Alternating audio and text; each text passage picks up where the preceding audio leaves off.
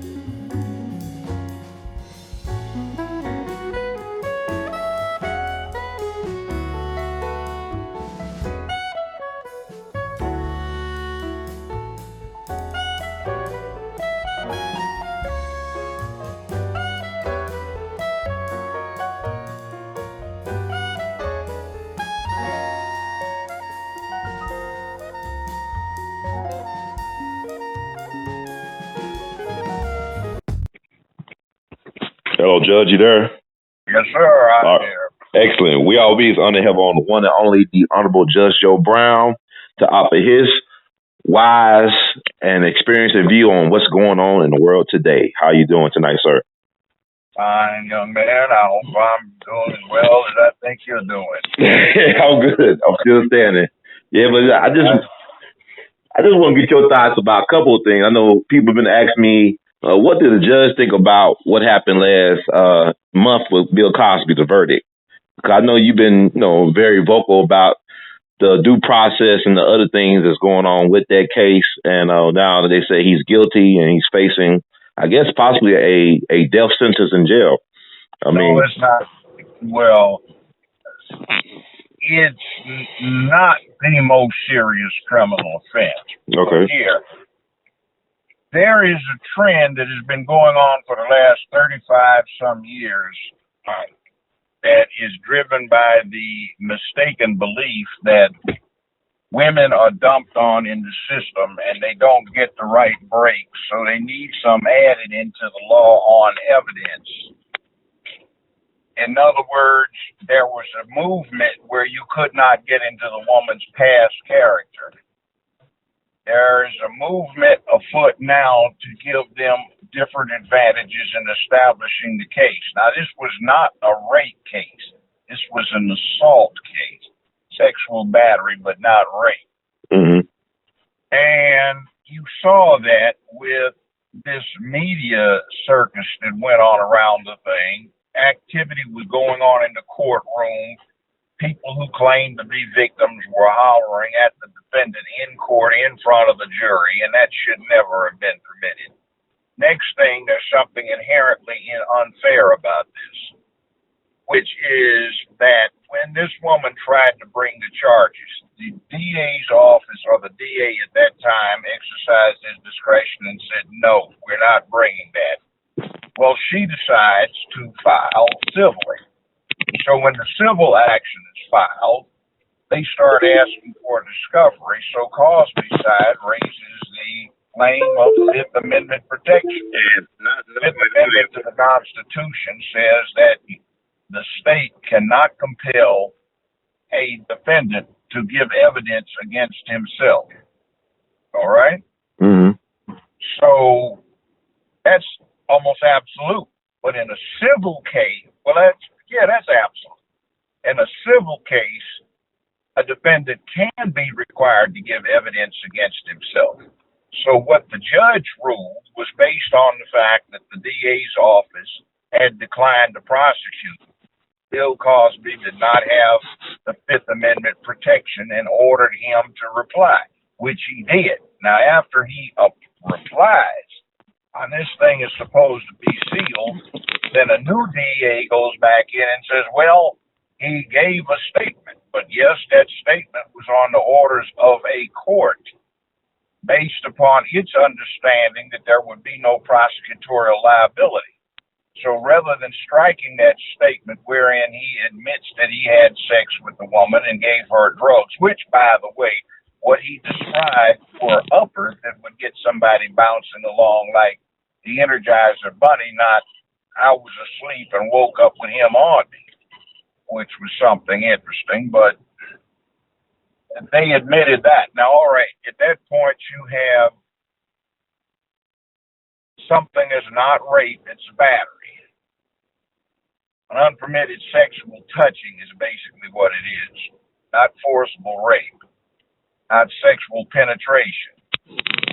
And you have allowed into the record, probably incorrectly, this admission during the course of the civil proceedings. Yes, I had sex with her. Well, I had relations with her, sex with her.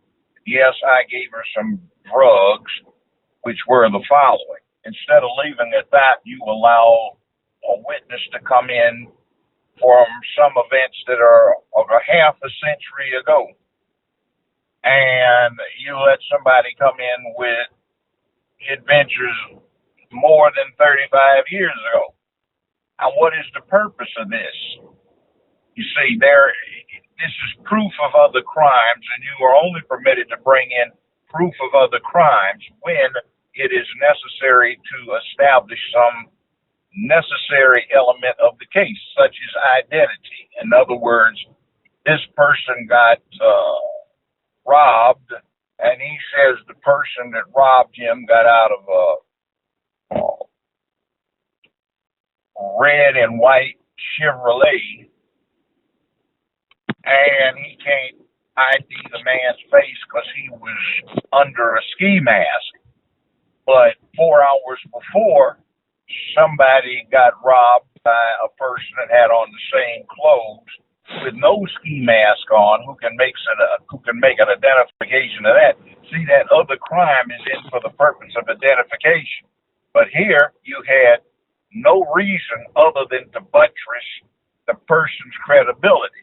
Now, ordinarily, you could not attack a woman's character when it was a sexual offense. But now, since this isn't rape, that could come in. But what happened during the first trial, which was showing you how unfair this is, because this woman said she did not know the witness that heard her say she was going to set a celebrity up, they didn't allow her to testify until the defense wound up bringing in several witnesses to say, yeah, these two know each other.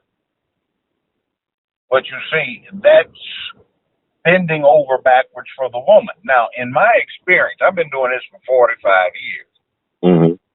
And if you are a black man and you're accused of raping anybody, particularly, and this is interesting, it depends upon the complexion too.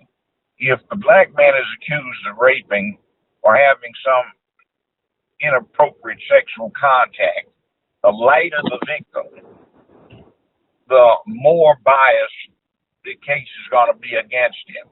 I think of one in particular. This man was jogging down the street, and this woman is driving by, and she slams on the brakes in her car, starts screaming, flags down some police, and says, that's him, that's the man that raped me.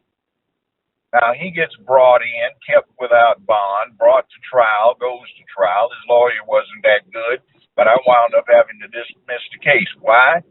Because the evidence came in that at the time the rape was supposed to have occurred some years before, the man was driving an M60A1 tank over in Germany in the Fulda Gap.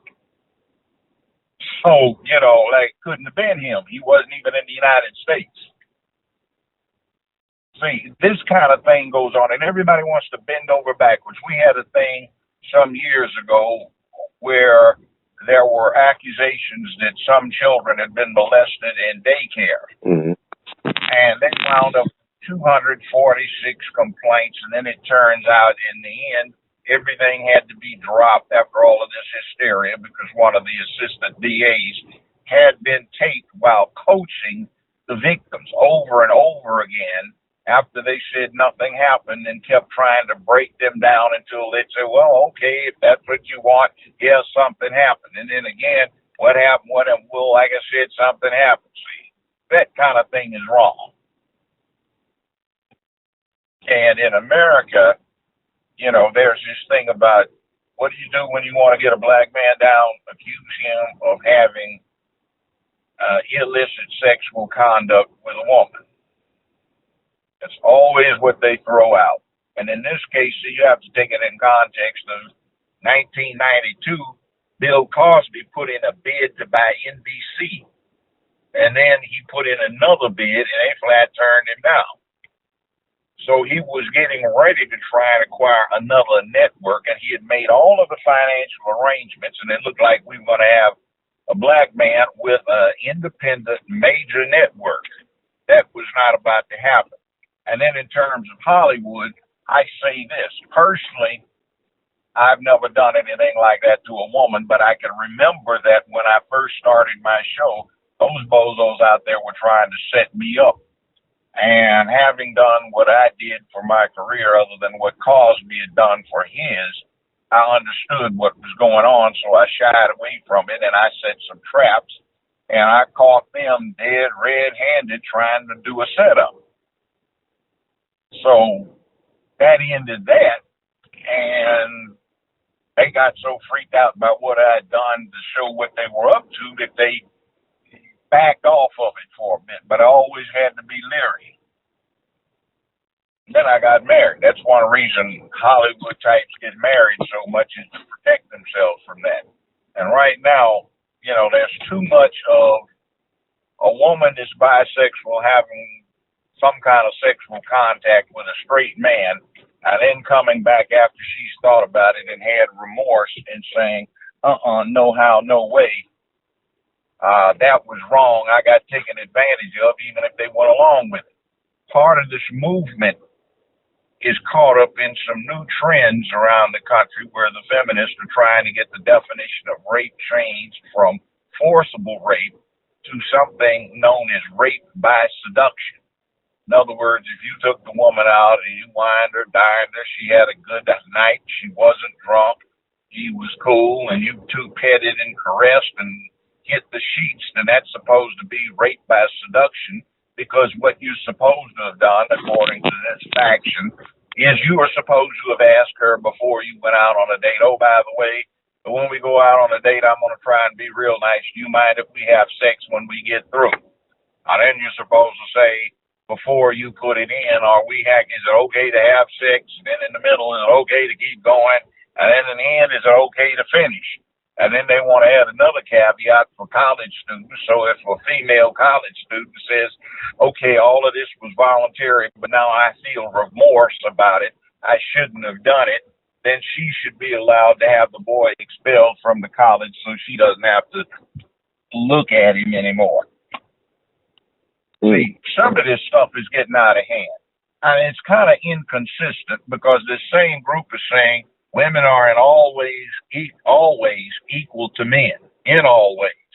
But yet they turn right around in a different breath, second breath, say, well, but on the other hand, women are so vulnerable to men exploiting them. Well, how can you be exploited if you're an equal? Doesn't make sense. But rape is a horrible crime, really a horrible crime.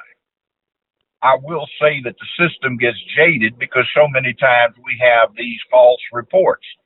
I can remember that a sex crime detective called me in with my client to be interviewed, the client to be interviewed. He knew I represented him.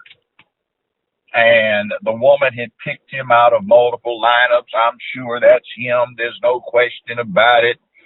Photo lineup. So he wanted me to bring him down and surrender. Well, when we got there, there was a big commotion going on, so he asked us to please be patient, and he would be with us shortly. So one detective picks up the phone ringing on his desk, and he says, and says, Al, you better come get this. Al, that's not his real name.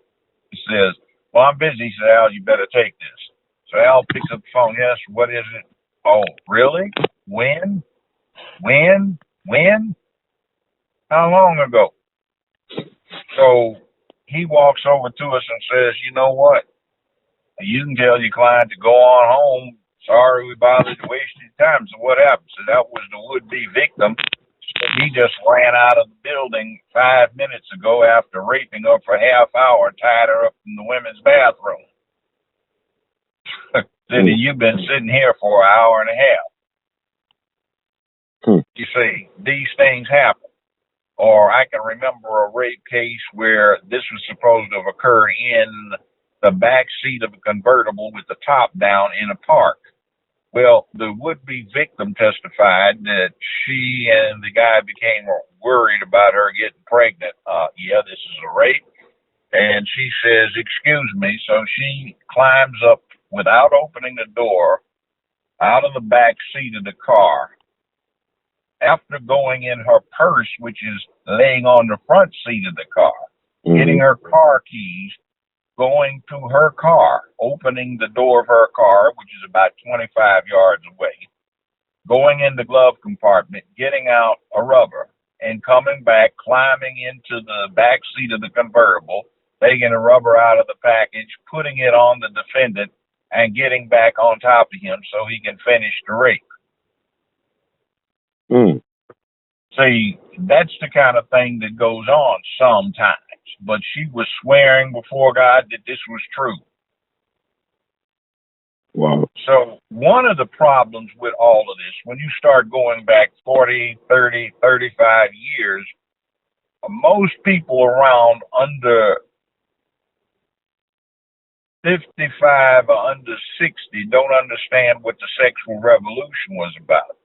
During the sexual revolution, when women first got birth control, what would happen is you could be at a party or a dance or something, and you could get a woman to agree to have sex with you as readily as you could get her to agree to have a dance with you at a house party, and you were already acquainted with her. I mean, these things, it used to be, the phrase was sex, drugs, and rock and roll.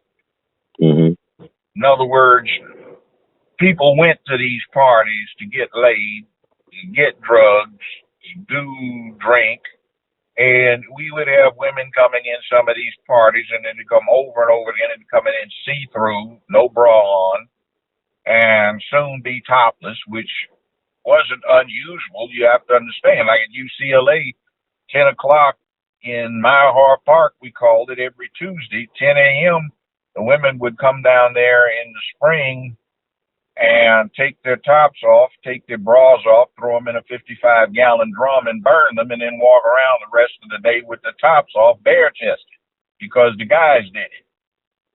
So, you know, that was not unusual. So they'd walk into a party, they'd be topless in 10, 15 minutes, 20 minutes, and understand they might have been doing this on the college campus 3 days before with thousands of people looking at them. And soon they'd be stripped down and they'd do the drugs, and then they'd start giving head jobs to people, getting laid and everything else, and have 4 or 5 sexual encounters before they left the party, and then come right back to the same type of set the next week. That was the sexual revolution. So you've got a situation where drugs were sought to go along with that by some, and that was ordinary business.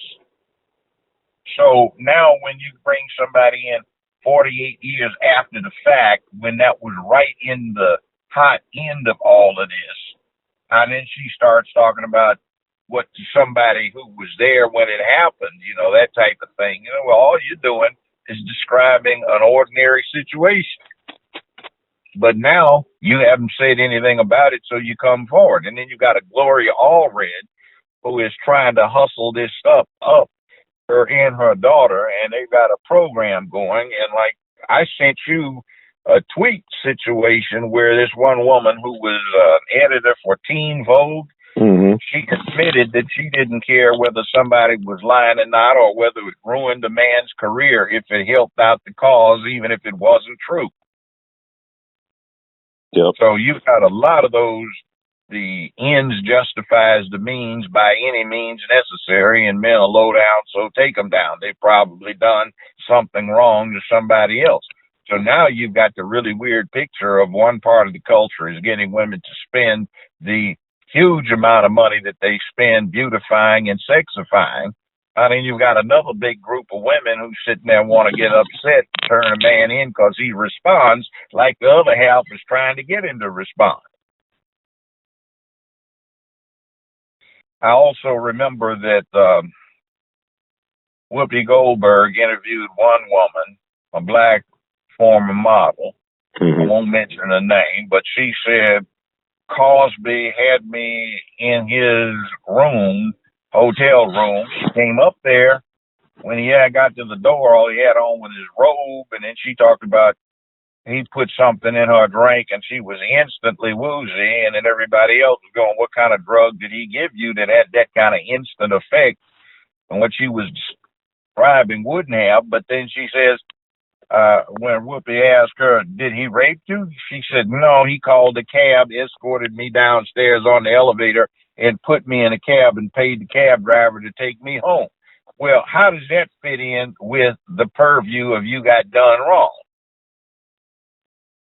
You know, remember the storyline, you get drugs and you wake up and it's not your fault. Right. And then you can remember what happened with Kobe Bryant. Remember when he got charged up in Colorado for that aggravated rape, and then it turned out that girl had sex with 5 or 6 other people that same night? Yes, I remember that. I can never forget that. And then right after the first Cosby trial, that woman talked about she had been intoxicated and this man took advantage of her on The Bachelor or Bachelorette. Oh, yeah. Yes, sir. And then it turned out they had a video of all of what she was doing. And she's the one that got naked. She had some drinks, but she wasn't drunk. You could see she wasn't staggering. She's the one got in the water, went underwater, and gave him obviously a head job, then escorted him up and took his shorts off, laid him down on a lounger, got on top of him and had very active sex with him. And apparently what happened is her boyfriend found out about it. So what happened? She got taken advantage of, and when the videotape was reviewed, no way, no how. But this is how black men have gotten lynched in generations past, though. I mean, we just had the lynching memorial open down. I mean, why do people have a hard time understanding about the Scottsboro boys and when black men have been falsely accused of raping white women when it's been consensual? And then, see, there's another thing, too. I know this from being a lawyer, defense lawyer. Sometimes you would get situations where you'd get a client come to you and say, I want you to talk to this girl, my niece. Well, what's the matter? Well, yeah, he was no good. He was trying to tell me what to do. He's not my daddy. Who are you talking about? She accused this man that my sister was dating or raping her. She says now it's a lie. She was mad at him because he was trying to tell her she couldn't go out and had to do her homework. Is that true? Yeah. See, so I think out of fundamental fairness, since a black man getting charged with this offense is about the worst he could get charged with, and the fact that in actuality, contrary to the belief, if there is a female victim, there is an undue amount of sympathy given to the female victim that's not given where it's a neutral, gender-wise situation. And to give them an extra set of tools in there to convict is unfair. If anything, there needs to be more protection when it's a swearing match, and let's let them go head up credibility-wise. The jury can look at somebody fudging, looking down, telling a tale, or whatever it may be. You can test the testimony by consistency or inconsistency. And see, there is a thing I've noticed over the years in a trial, you know, when you've got whites on a jury, they presume that the defendant did something wrong unless the evidence is so rank that it almost proves he didn't. There was a trial of Harold Ford Sr. down here in federal court. Odell Horton was the judge. And on the first trial, there was a mistrial, and he wound up allowing the government to bring in jurors from outside of the district. Why? Because something was going on. It was obviously some chicanery. Why? Because people in the audience were saying it was going to be a 2 for guilty, 10 for not guilty. How did they know that? I said, and look, there were 2 white people on the jury, and you could look at their faces, and you could tell what they were thinking, and you could look at the 10 other black folk, and they were going, no way. And the 2 white folk were going, he did it, I know he did it. And everybody was saying it's going to be a 10-2 verdict. Of course, nobody had access to the jury room. You could look and see. But Odell Horton was a naive person, always has been his whole life. With due respect, he wasn't a bad guy. He was just kind of nerdy. Right. So he was a black judge, by the way. But, you know, he just went along with it. And go ahead. No, I was saying, Judge, I mean, I was thinking about what you were saying. I was thinking about what Dr. Camille Cosby said in a statement last week about the court being a lynch mob mentality. Can you get a fair hearing in a climate like this where the media has poisoned the jury and the judge seemed to have lost control of the courtroom? Can you get a fair trial? Lost control of the courtroom. Okay. That's what part of the problem was. I've been there, seen that, done that for years as either a trial lawyer or judge, and I've seen how a courtroom, I never let one get out of control, but I have seen it. Now, that thing crap they did on that show, I used to get on them all the time because I could hear them. They were trying to go, don't eat whatever the judge says, don't keep them. I'd say, look, I'll have you fired if you do that again. Now, Judy, they would tell everybody to be quiet and listen, but I'm black, so you got all of these lesbians out there trying to coach all of these people to come in and clown in front of me. But see, I just said, okay, it's arbitration. I'll play it a different way. It's just what they do. Now, let's see. I'm going to give you a case.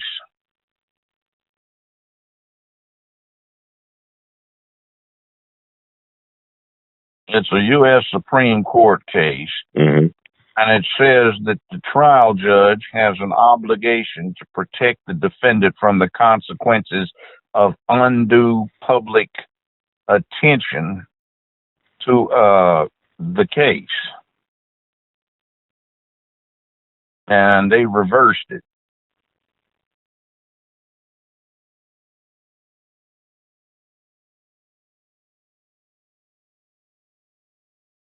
It's interesting.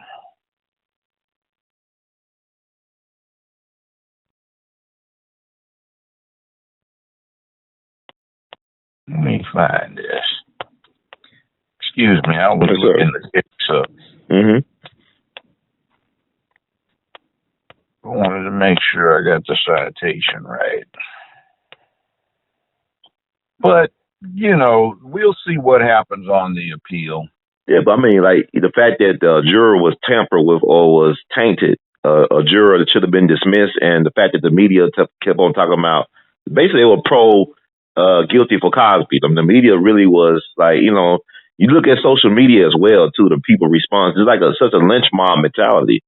And a lynch mob never been courageous or brave in this country. Never in this country history. But see, here's the other thing. The media kept saying it wasn't a lock-up jury either, see. And the media kept saying, hashtag Me Too is going to make a difference. It's a new public opinion, you know, a new atmosphere. That is not supposed to have a damn thing to do with the case because justice is supposed to be what? Blind and deaf. Right. She can't hear and she can't see. Yes, sir. Well, at least she can't hear the tone. So what difference does what the public think out there have to do with the justice? That's lynch mob. And by the way, the case is Shepard v. Maxwell. If anybody wants to look it up, they can probably Google it. Okay. Shepard, Sheppard v. Maxwell, Maxwell. The citation is 384 U.S. 333 from 1966. That is volume 384, U.S. Digest, at page 333 from 1966. And they just said that a U.S. Supreme Court case that examined the rights of freedom of the press as outlined in the First Amendment when weighed against the defendant's right to a fair trial as required by the Sixth Amendment and the Due Process Clause of the 14th Amendment. In particular, the court sought to determine whether or not the defendant was denied a fair trial for the second-degree murder of his wife, of which he was convicted, because of the trial judge's failure to protect Shepard sufficiently from the massive, pervasive, and prejudicial publicity that attended to his prosecution. We reverse. And so that's the case that was inspired by The Fugitive, that the TV show? No. This was one where it was a hometown situation. He got accused of it early on. And what went on, no, that's not that TV show. What went on is a lot of negative publicity. He did it, get him, all the rest of this kind of stuff. Okay. And people were screaming and hollering around and about the courtroom. The judge didn't protect him. Wow. So it's a chance that Cosby a ruling could be reversed and appeal? Or they Shepard. Okay. Shepard maintained his innocence of the crime, alleging that for purposes of appeal that the trial judge failed to protect him from the massive, widespread, and prejudicial publicity that attended his prosecution. What's that sound like? Something need to be thrown out with the garbage. It sounds like a lynch mob. And I want to ask you about the Cosby thing, but I think it's strange with Bill Cosby that he didn't really start getting in trouble until like the last 20 years. We've been trying to, like you said, battle networks and also with the death of his son. Do you think anything conspiratorial went on with the death of his son in it? No. What's happening in the background is that you have had for a long time in this Hollywood thing people of both sexes who really don't have the talent they think they do. Mm-hmm. So they want to jumpstart their career by sleeping with somebody they think has influence. And then the fact that they really don't have talent and probably don't screw well either doesn't get them where they want to go, and then they start feeling remorse, especially if, as so prevalent in sports and entertainment, you have bisexual women who start drifting more to the lesbian rather than the bisexual side as they get older. Look at the alleged victim. She didn't look anything like she did when she got with Cosby. Mm-hmm. She looked like a man. It's like Howard Stern to me. I mean, it's like Howard Stern or Sideshow Bob from The Simpsons. But that's not. Yeah, he's not attractive. If you look at the rest of them too, I can bet you that if you looked at their personal situations, they have a right to do it. They have a right to do it. You can see that they turned more lesbian than bisexual as they got older, and they started having remorse, and somebody gave them a chance to get back. Because part of this dynamic is, I was victimized. Men are no good. I hate them. And half the time, the reason they can't get a relationship going, and part of the problem with the relationship is if you had an independent, neutral, detached third party who watched them, it'd say, no damn wonder nobody can get along with them. But I just really, really get disturbed from having been a trial lawyer and a trial judge to see when there is no proper control over what happens in a trial based on outside pressure. That becomes a lynch mob. Mm-hmm. Hard being a judge, much harder than people think. And so you get these people who are on the bench and they need a job. So they have to get reelected a lot of times.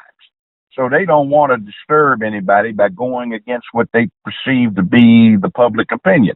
Now in Memphis, right here in Shelby County, you've got 10 divisions of criminal court to try everything from shoplifting to first-degree murders. And out of those 10 judges, you've got only one of them right now, Glenn Wright, who's what I would call a good, solid judge that would make sure all of the I's are dotted and T's are crossed.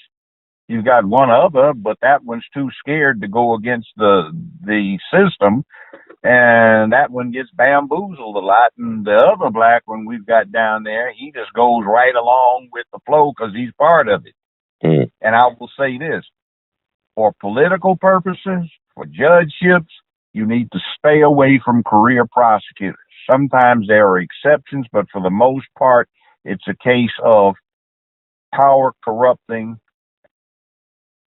absolute power corrupting absolute, too much power corrupting too much. And the DA's office has a lot of power. They're used to trying bullying situations. And when they get in a long habit of that, that becomes not good. I like to see somebody, even if they have been a prosecutor, which is a good way to learn how to work around in a courtroom. Mm-hmm. I want to see you having done something else in your career. Now, I look, for example, at Senator Kamala Harris from California.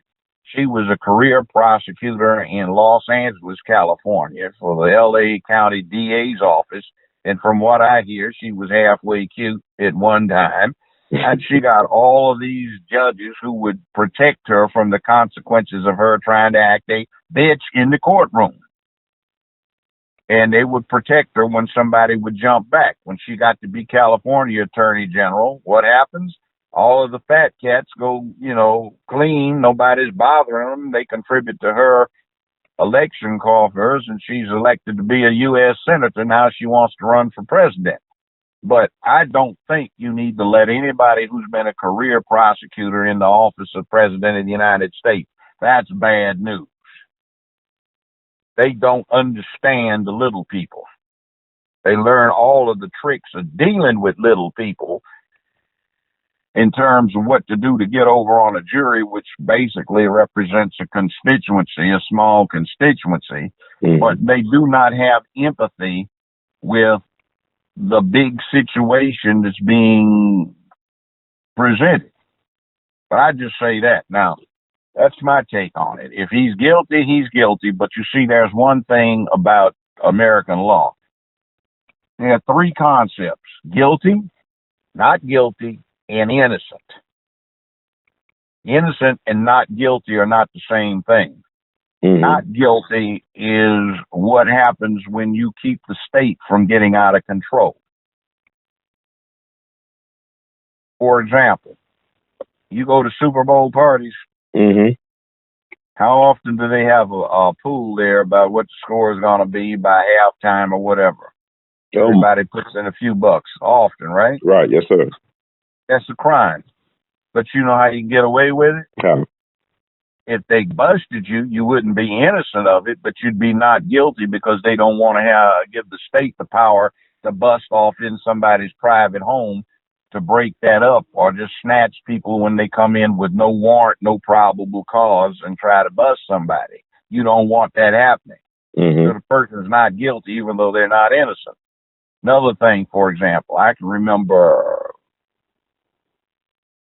it's been 38 years ago, I had a double trial. I had two co-defendants, a man and a woman. What happened is that the guy had filed for divorce against his wife of 3 years. He had his house before he got married, and the judge allowed him to keep it. The estranged wife was supposed to surrender her keys. She didn't. She kept the copy. So one day she snuck by the house during lunch hour and didn't see the defendant's car out front. Well, his car wasn't out front because he and his new girlfriend had driven over there in her car. Mm-hmm. So the estranged wife takes the key, goes in the front door, and there's her estranged husband down on the floor with his new girlfriend, and they're going down on each other. Well, she quietly tiptoes out of the house, sees a cop coming down the street, flags him down. He gets out, she lets him in, and the cop arrests her estranged husband and his new girlfriend for unnatural sex acts. Why? They were going down on each other. The penalty at the time, 3 to 15 years in the penitentiary. So the jury's going, what? I said, yes, that is indeed a crime. I said, but I thought everybody don't confess.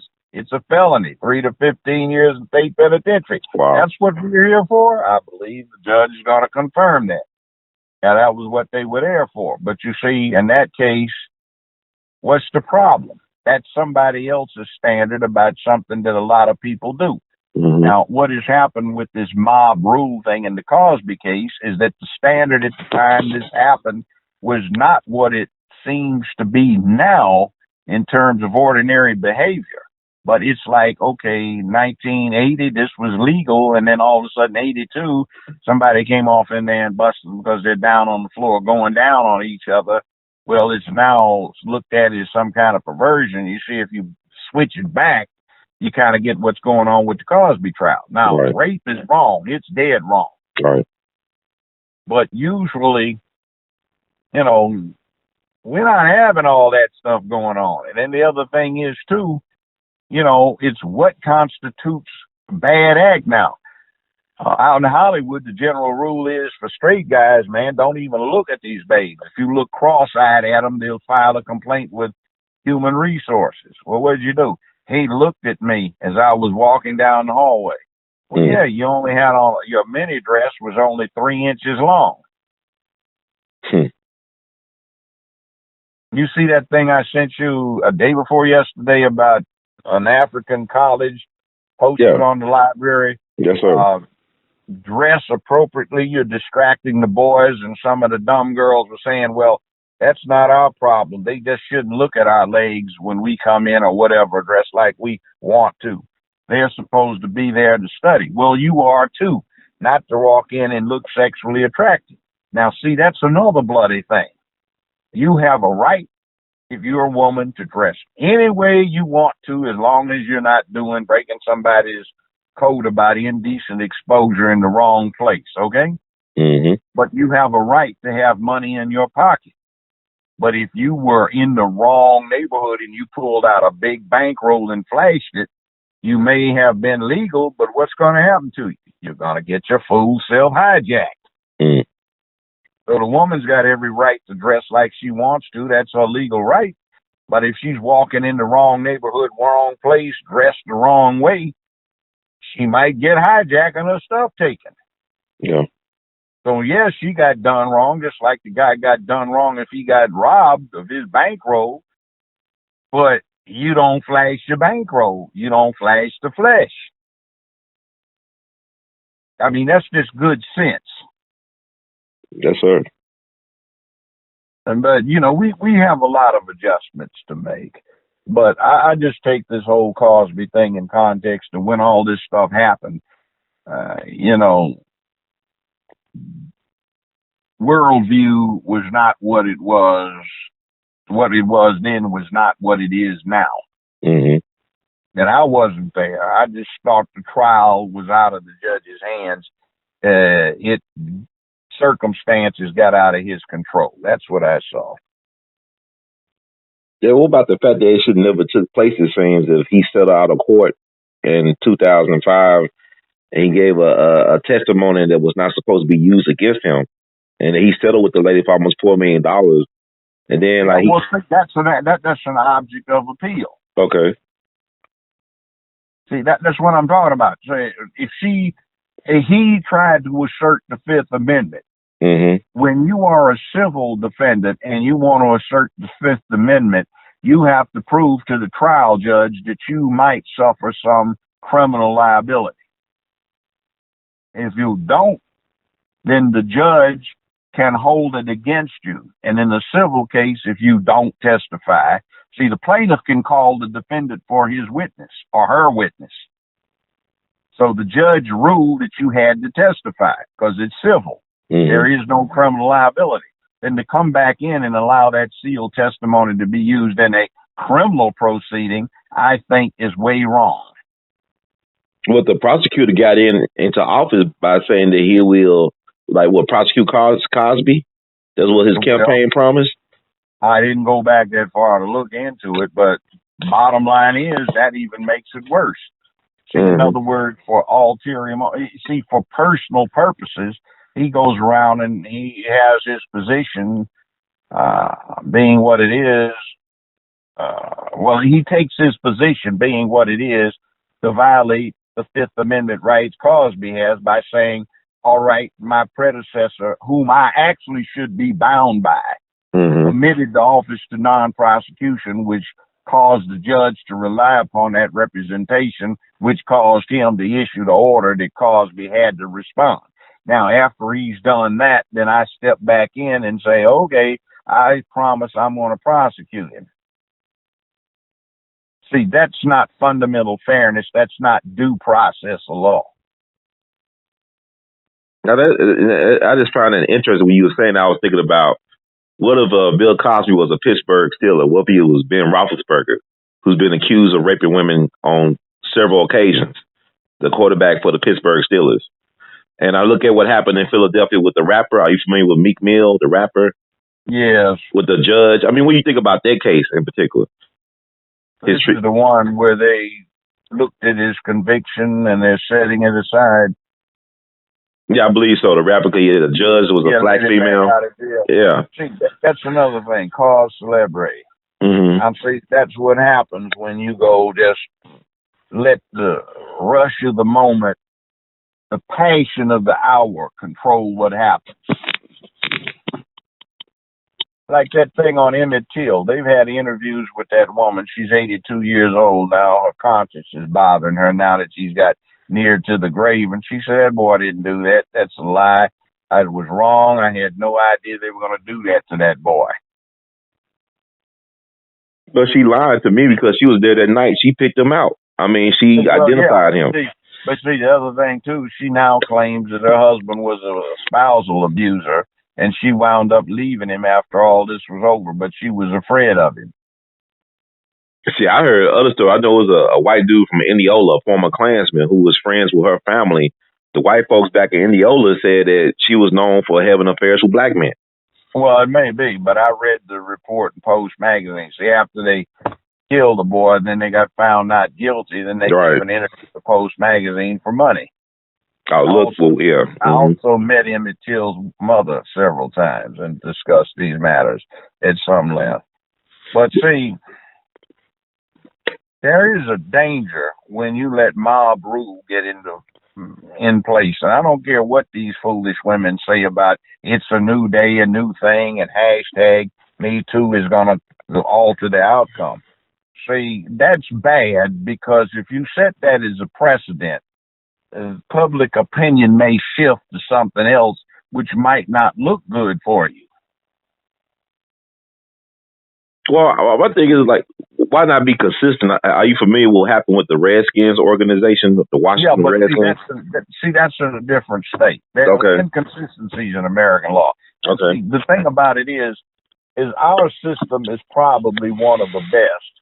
Another one, for example, is the French system. And in the French system, they have it that a trial judge relying upon his l'instinct conviction or intimate conviction, meaning his gut reaction.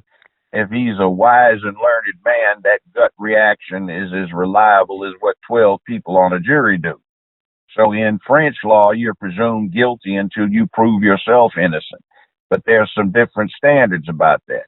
In other places, they don't have juries. They have 3-man courts where 3 judges try you.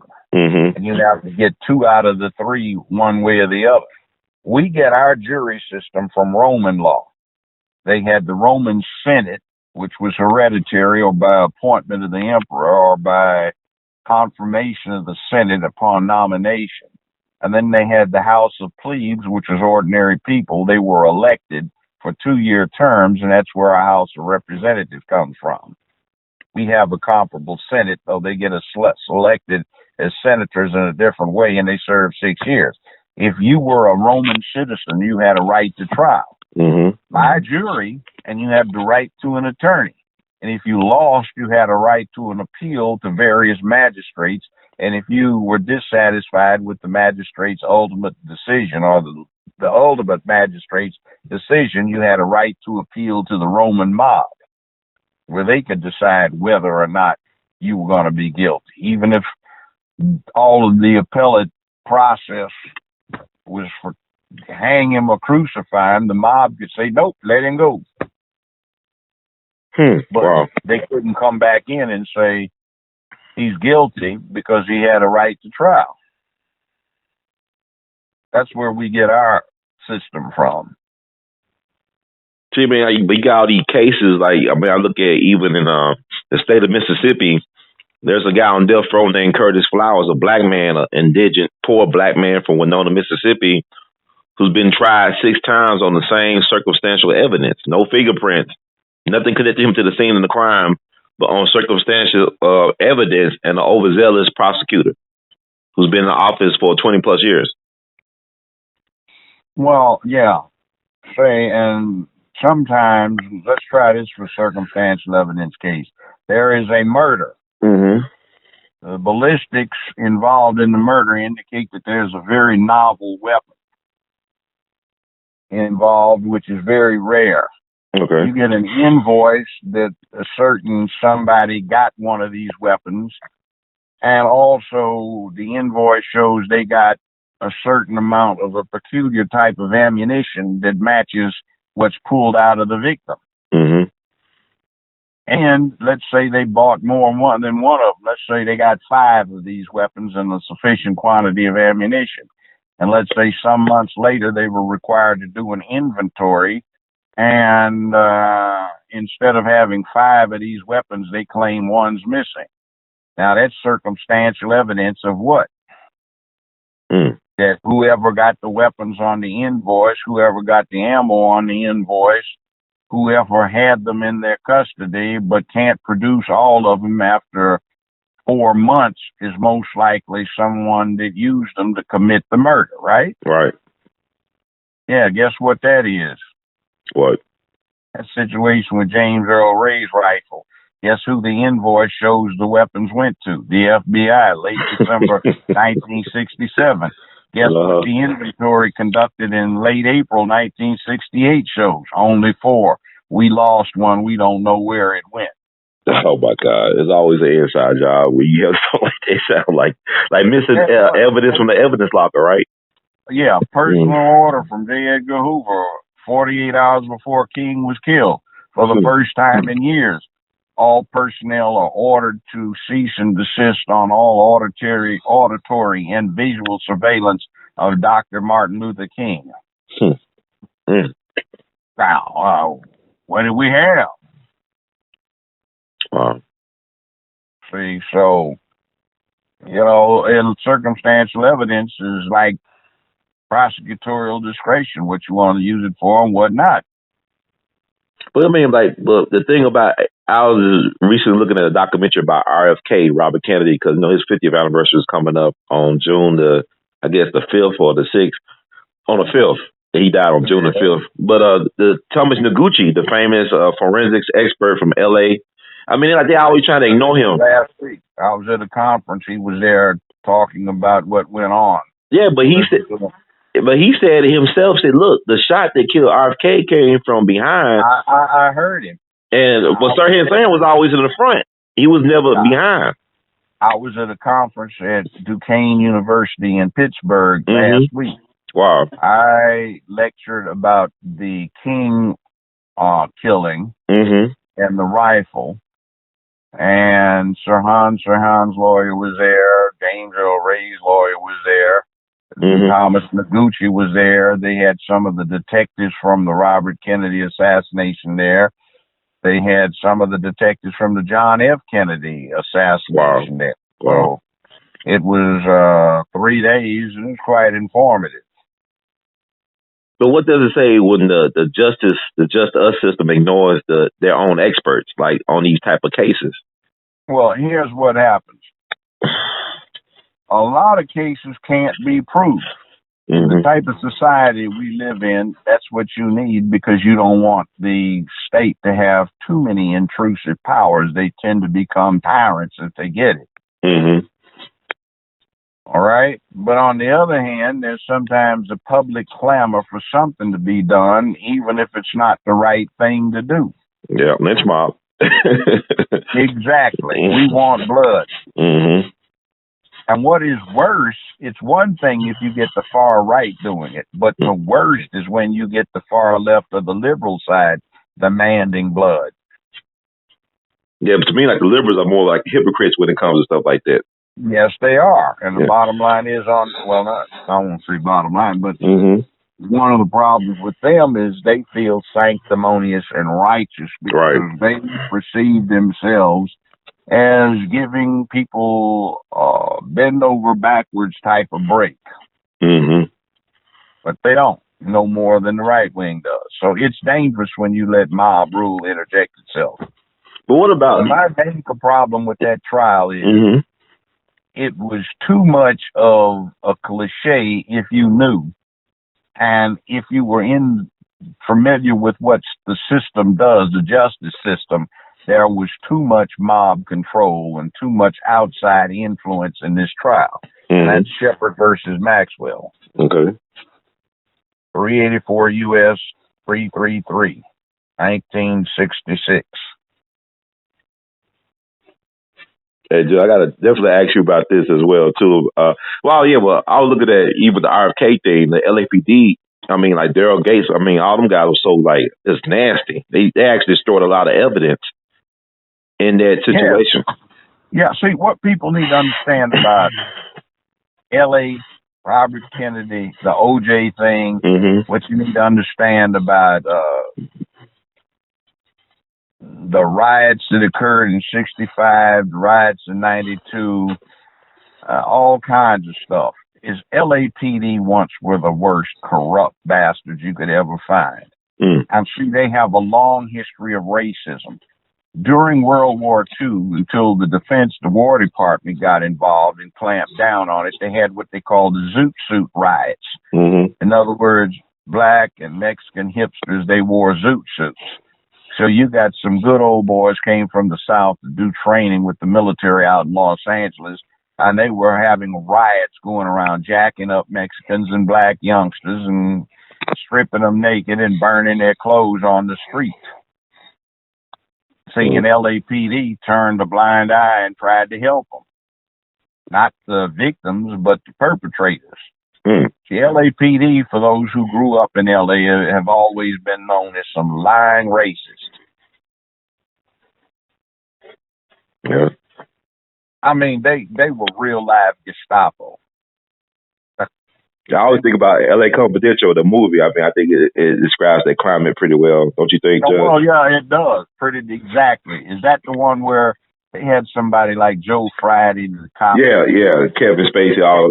That movie is the most authentic movie I've ever seen about LAPD or West Coast law enforcement. That, been there, seen that, done that. Wow. That's exactly how they used to work. That part about them trying to throw the DA out of the office, that actually happened. The police ran City Hall. Wow. But like you got this, people always think of California out there as being progressive though, but it's not the truth. No, Inglewood right now, that's the hood, Inglewood. But when I was growing up in L.A., you didn't pass through Inglewood after dark unless you had a pass because you were going to get jacked up. Wow. You didn't need drive through it. You didn't go through Anaheim out there where Disneyland was from dark unless you could show some tickets you on your way back from Disneyland. Wow. Man, this country is something else.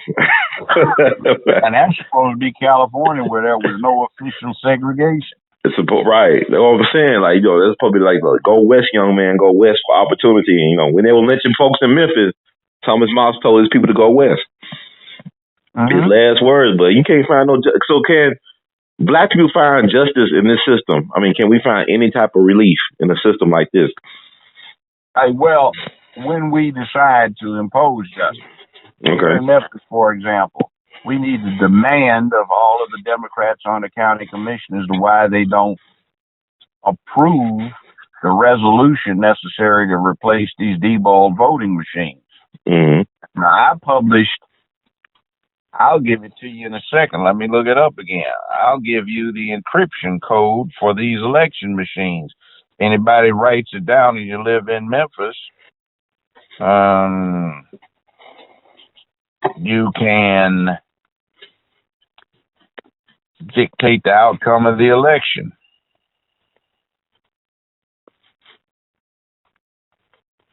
It's been online for some years.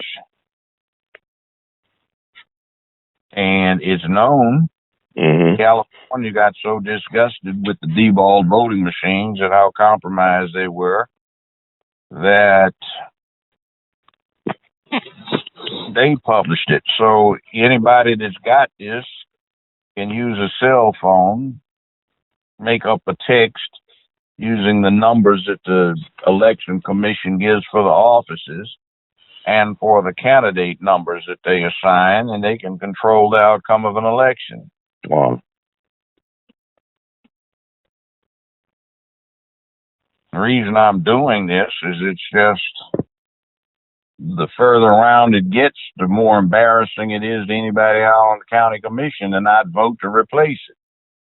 The number is uppercase F, as in Foxtrot, 2654, lowercase h as in hotel, uppercase D as in Delta, 4. Uppercase F, 2654, lowercase h, uppercase D, 4. That's the deballed encryption key. That's access codes to all of the deballed machines. Now, what's that say about the elections we've had for the last 18 years? They've not been valid. And they talking about Russians, we got our own inside jobs. Yeah. And see, they're kind of saying the Russians did it online. You can't do it online, but what you do is you use a cell phone. If you know what to do, you dictate a text to a third party and use the right numbers. You stand in front of the machine right before you vote, press send, and it sends a signal which is picked up by the card reading slot, which corrupts that machine. Every machine in the precinct's corrupted in 10 minutes, and within 45 minutes to an hour, you've taken over the whole system. Wow. So with that, you can call whoever you want to be elected if you know what to do with it. But we don't get into those kind of programming things, see. Other people do. Wow. So, and then if you want justice, get some judges. They don't have to be black. They have to be fair humans who are empathetic to people. You need to not excuse yourself from jury duty. That's the worst. You have jury pools where there are a realistic number of African Americans or black folk on the jury pool, but they don't wind up that way because all of the blacks are trying to get off the jury. Or we don't read enough. We can't get into verbal comprehension, so we don't understand what the judge is saying. And then we've got dumb fools running around, even some of the teachers in school, talking about we need to teach eubonics. No, you don't. You don't know anything but eubonics. You can't operate down there as a juror.